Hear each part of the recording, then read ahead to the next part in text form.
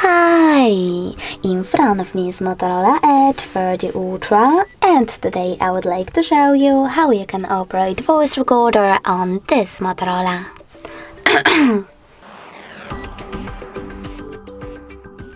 First of all, you need to find Sound Recorder app and click on it.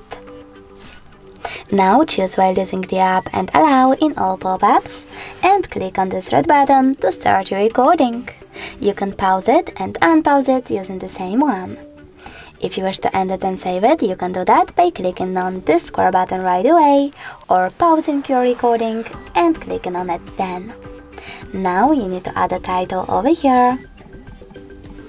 And delete your recording right away by choosing delete at the bottom left corner and clicking on delete in this pop-up, or save it by choosing save.